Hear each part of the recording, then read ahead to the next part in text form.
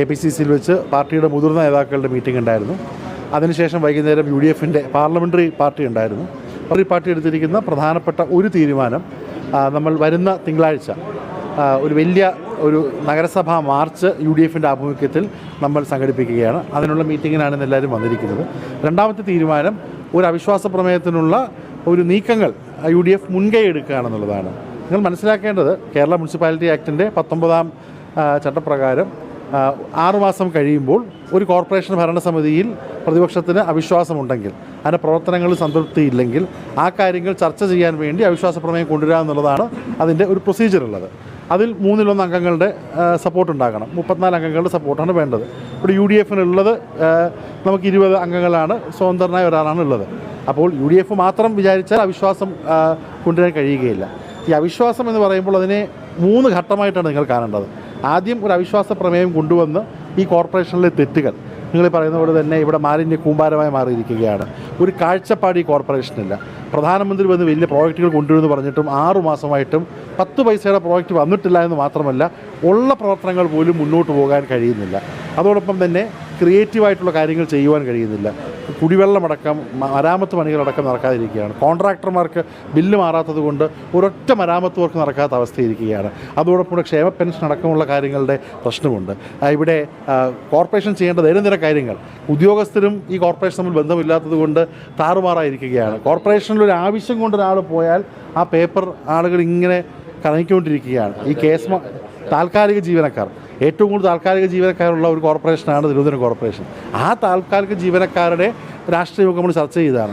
അവരെപ്പോലും മാറ്റി അവിടെ പുതിയ ആളുകളെ നിയമപരമായി നിയമിക്കാനുള്ള നടപടികൾ പോലും ഈ കോർപ്പറേഷൻ 6 മാസമായി എടുത്തിട്ടില്ല. അപ്പോൾ 6 മാസം കൊണ്ടൊരു കാഴ്ചപ്പാട് പോലും പറയാൻ കഴിയാതെ, നമ്മളൊന്നും രാഷ്ട്രീയം നോക്കാതെ ഈ തെരുവ് നായ ശല്യത്തിനും ഈ പറഞ്ഞ കുടിവെള്ള വിഷയത്തിനും ഈ പറഞ്ഞ മാലിന്യ മുക്തമാക്കാനുള്ള തീരുമാനങ്ങൾക്കൊക്കെ നമ്മൾ റെഡിയാണ് ഒരുമിച്ച് വർക്ക് ചെയ്യാൻ. പക്ഷേ എന്താണ് നിങ്ങളുടെ plan? What is your plan? What is your project? നിങ്ങൾ വികേന്ദ്രീകൃത മാലിന്യ സംസ്കരണം എന്ന് പറയുമ്പോൾ എന്താണ് നിങ്ങൾ ഉദ്ദേശിക്കുന്നത്? അതുപോലും പറയാൻ കഴിയുന്നില്ല. ആകെ കഴിഞ്ഞ 2 മാസമായിട്ട് ഇവരുടെ ഓട്ടം സുഗതനെ രക്ഷിക്കാനാണ്. അതുകൊണ്ട് ഈ കാര്യങ്ങൾ പൊതുജനം അറിയേണ്ട ഒരു ആവശ്യമുണ്ട്. അതിന് ഭരണഘടനാ പ്രകാരം, കേരള മുനിസിപ്പൽ ചട്ടം പ്രകാരം പ്രതിപക്ഷത്തിനുള്ള ഒരായുധമാണ് ഈ പറഞ്ഞ അവിശ്വാസ പ്രമേയം. ആ ആയുധം ഉപയോഗിച്ചുകൊണ്ട് മാക്സിമം കോർപ്പറേഷന് തെറ്റുകൾ പറഞ്ഞ് അവരിനി ഭരിക്കുക തുടരുകയാണെങ്കിൽ തെറ്റ് തിരുത്താനുള്ള പ്രക്രിയ കൂടിയാണ്. അപ്പം അതിനുള്ള ഒരു മുൻകൈയാണ് നമ്മൾ എടുക്കുന്നത്. അതിനുശേഷം അവിശ്വാസം വരുമ്പോൾ അതിൽ വോട്ടെടുപ്പ് വരും. ആ വോട്ടെടുപ്പ് വരുമ്പോൾ ഭരണത്തിൽ നിൽക്കുക എന്നുള്ളത് ഭരണപക്ഷത്തിൻ്റെ ആവശ്യമാണ്. അവരിപ്പോൾ ഭരിക്കുകയാണല്ലോ. പ്രശ്നമുള്ളത് ഇപ്പോൾ ശബരി ചൂണ്ടിക്കാണിച്ച പോലെ തന്നെ ഒറ്റയ്ക്ക് കൊണ്ടുവരാൻ പറ്റില്ല. കാരണം 3-1 അംഗങ്ങളുടെ ഒപ്പടക്കം അതിനകത്ത് വേണമല്ലോ. അപ്പോൾ സ്വാഭാവികമായിട്ട് LDFുമായി ഈ കാര്യങ്ങൾ സംസാരിക്കുമോ, അങ്ങനെ എന്തെങ്കിലും? ഞാൻ പറയുന്നത്, ഈ കോർപ്പറേഷൻ്റെ തെറ്റുകൾ കഴിഞ്ഞ 6 മാസമായി തകർന്നിരിക്കുന്ന ഈ കോർപ്പറേഷൻ ഭരണം, നരേന്ദ്രമോദിയും കൂട്ടരും വന്ന് കോടിക്കണക്കിന് രൂപ ഫണ്ട് കൊണ്ടുവരുമെന്ന് പറഞ്ഞിട്ട് 1 രൂപയുടെ ഫണ്ട് വന്നില്ല എന്ന് മാത്രമല്ല, ഉള്ള പദ്ധതികൾ വെളിയിൽ പോയി ഈ രാഷ്ട്രീയ കാര്യങ്ങളൊക്കെ പറയാനുള്ള ഒരു വേദിയാണ് അവിശ്വാസ പ്രമേയം. അതല്ലേ നമ്മുടെ നിയമം. അതിനുള്ള കൗൺസിലേഴ്സിന് റോഡിൽ നിന്ന് മൈക്ക് കിട്ടുന്നതിനേക്കാളും ഏറ്റവും പ്രധാനം സഭയ്ക്കകത്ത് പറയുക, ഇറ്റ് ബി ഓൺ റെക്കോർഡ്. അത് പറയാനുള്ള ഒരു അവസരമാണ് അവിശ്വാസ പ്രമേയം. അതിനുള്ള മുൻകൈയാണ് നമ്മൾ എടുത്തിരിക്കുന്നത്.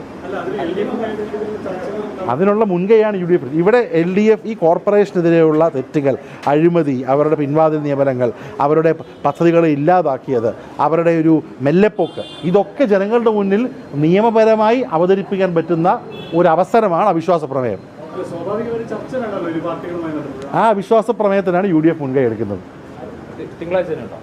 അല്ല, അവിശ്വാസ പ്രമേയ പ്രൊസീജിയർ എന്ന് വെച്ചാൽ, നമ്മളിപ്പോൾ അവിശ്വാസ പ്രമേയം നമ്മൾ നോട്ടീസ് കൊടുക്കുകയാണെങ്കിൽ അതിനുശേഷം ഒരു നിശ്ചിത സമയ പീരീഡിനുള്ളിലാണ് അതിൻ്റെ ചർച്ചയിലേക്ക് പോകേണ്ടത്. ഞാൻ പറയുന്നത്, ഇവിടെ ഭരിക്കാൻ ഞാൻ വളരെ ക്ലിയറായിട്ട് പറയുകയാണ്, ഇവിടെ എന്താ പറഞ്ഞാൽ, ഈ ഭരിച്ചാൽ മാത്രം ജീവിക്കാൻ പറ്റുമെന്ന് വിചാരിക്കുന്ന പൊതുപ്രവർത്തകരല്ല ഇവിടുത്തെ UDFൻ്റെ കൗൺസിലർമാർ. ഇവർ നന്നായിട്ട് ഭരിക്കണം എന്നാഗ്രഹിച്ച് ഇവരെ സപ്പോർട്ട് ചെയ്ത ആളുകളാണ്. നിങ്ങൾക്ക് ഓർമ്മ കാണും, ആദ്യത്തെ കൗൺസിൽ മേയറായി ശ്രീ വി രാജേഷ് ചാർജ് എടുത്തപ്പോൾ ഏറ്റവും പോസിറ്റീവായിട്ട് പറഞ്ഞ ഒരാളാണ് ഞാൻ. പക്ഷേ ഇവരെ കൊണ്ട് കഴിയുന്നില്ല. അപ്പോൾ അത് ജനങ്ങളെ അറിയിക്കണ്ടേ? ആ തെറ്റ് തിരുത്താൻ അവർക്കൊരു സാഹചര്യം ഉണ്ടാക്കണ്ടേ? അപ്പോൾ അത് ചർച്ച ചെയ്യാൻ പറ്റുന്നൊരു അവസരമാണ് അവിശ്വാസ പ്രമേയം. ഇനി അത് ഞാൻ പറഞ്ഞല്ലോ, അവിശ്വാസ പ്രമേയത്തിന് മുൻകൈ എടുത്തിരിക്കുന്നത് UDF ആണ്. ഈ കാര്യങ്ങൾ ചർച്ച ചെയ്യണമെന്ന് LDFന് തോന്നുകയാണെങ്കിൽ ആ ചർച്ച ചെയ്യാനുള്ള ഒരു പ്ലാറ്റ്ഫോം ഉണ്ടാക്കുന്നതാണ് അവിശ്വാസ പ്രമേയ ചർച്ച. പിന്നെ അത് ഭരണം നിലനിർത്തണോ വേണ്ട എന്നുള്ളത് ഭരിക്കുന്ന പാർട്ടിയുടെ ഉത്തരവാദിത്വമാണ്. പക്ഷേ ജനഹിതം നമുക്ക് കറക്റ്റായിട്ടറിയാം. നമ്മൾ ആരുടെയും വിഴുപ്പ് അലക്കാനോ മറ്റ് വിഴുപ്പ് ഭാണ്ഡം തൂക്കാനുള്ള താല്പര്യം യു ഡി എഫിനില്ല. പക്ഷേ അവിശ്വാസ പ്രമേയം ഭരണഘടനാ പ്രമേയമായിട്ടുള്ള ഒരു അധികാരമാണ്. അത് പറഞ്ഞുകൊണ്ട് ജനങ്ങളിലേക്ക് കൂടുതൽ കാര്യങ്ങൾ എത്തിക്കുക എന്നുള്ളതാണ്. ബാക്കി മറ്റു പാർട്ടികളൊക്കെ തീരുമാനിക്കട്ടെ. അല്ല, നമ്മൾ നോട്ടീസ് ഒപ്പിടണമെങ്കിലും 34 പേര് കൂടുതൽ ഒപ്പിടണമല്ലോ.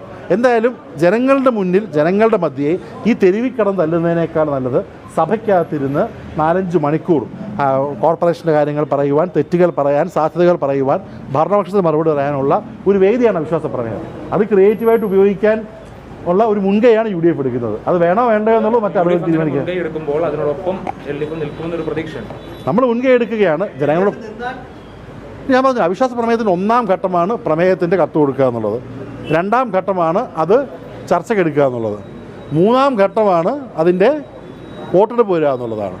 അതിൻ്റെ 4-ാം ഘട്ടമാണ് അഥവാ വോട്ടെടുപ്പ് സംഭവിച്ചെന്തെങ്കിലും പറ്റിയാൽ പിന്നെയുള്ള വർഷം 4-ാം ഘട്ടമാണ്.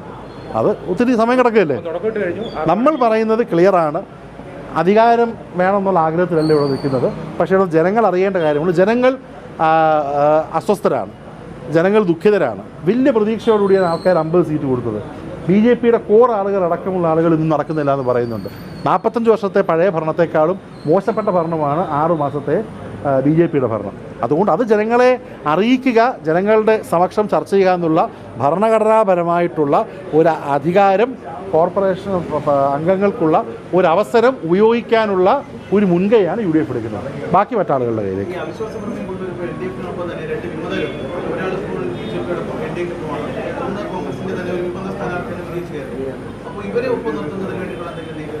ഞാൻ പറഞ്ഞല്ലോ, ഇതിപ്പം ഞാൻ 4 ഘട്ടമുണ്ട്. 1-ാമത്തെ ഘട്ടമാണ് പ്രമേയത്തിന് തീരുമാനം എടുക്കുക. ഞാൻ പറഞ്ഞല്ലോ, അധികാരത്തിന് വേണ്ടി നമ്മുടെ നാടൻ ഭാഷയെ പറയുന്നില്ല, അധികാരത്തിന് വേണ്ടി ഇങ്ങനെ വെമ്പൽ കൊണ്ട് നിൽക്കുന്ന ആളുകളല്ല യു ഡി എഫിൻ്റെ ആളുകൾ. നമ്മൾ തെറ്റിദ്ധരുത്താൻ അവസരം കൊടുക്കാനുള്ള ശ്രമം ചെയ്തു. നമുക്കിവിടെ സ്റ്റേറ്റിൽ അധികാരമുണ്ട്, കുറേ കാര്യങ്ങൾ ചെയ്യാനുള്ള സാധ്യതകളുണ്ട്. പക്ഷേ അധികാരത്തിന് വേണ്ടി അസ്വസ്ഥരായിരിക്കുന്ന ആളുകളോ റിസോർട്ട് രാഷ്ട്രീയം നടത്തുന്ന ആളുകളല്ല ഇവിടുത്തെ യു ഡി എഫിൻ്റെ ആളുകൾ. നമ്മൾ ക്ലിയറാണ്, ക്ലാരിറ്റിയോടെയാണ് പോകുന്നത്. ഇതൊരു പൊളിറ്റിക്കൽ ടൂളാണ്. ആ ടൂള് നമ്മൾ ഉപയോഗിക്കുകയാണ്. അതിൻ്റെ അർത്ഥം മറിച്ചിട്ട് നാളെ ഭരണത്തിൽ വരിക എന്നുള്ളതല്ല. പ്രതിപക്ഷത്തിനുള്ള ധർമ്മമാണ്. ആ ടൂള് 6 മാസം കൊണ്ട് ഉപയോഗിക്കാനുള്ള അവസരം ഭരണഘടന നൽകുന്നുണ്ട്. ആ ടൂള് നമ്മൾ ഉപയോഗിക്കാനുള്ള മുൻകൈയാണ് എടുക്കുന്നത്. ആ ടൂൾ ഉപയോഗിക്കാൻ സമതലത്തിൽ ചർച്ച ചെയ്ത് കാര്യങ്ങൾ പറയുവാനുള്ള താല്പര്യം LDF ഉണ്ടെന്ന് അവർ പറയട്ടെ. Okay. i2i News, an eye for truth. i2i News subscribe ചെയ്തിട്ടില്ലാത്തവർ ഇപ്പോൾ തന്നെ സബ്സ്ക്രൈബ് ചെയ്യുക. നോട്ടിഫിക്കേഷൻ ലഭിക്കുവാൻ ബെൽ ബട്ടണും അമർത്തുക.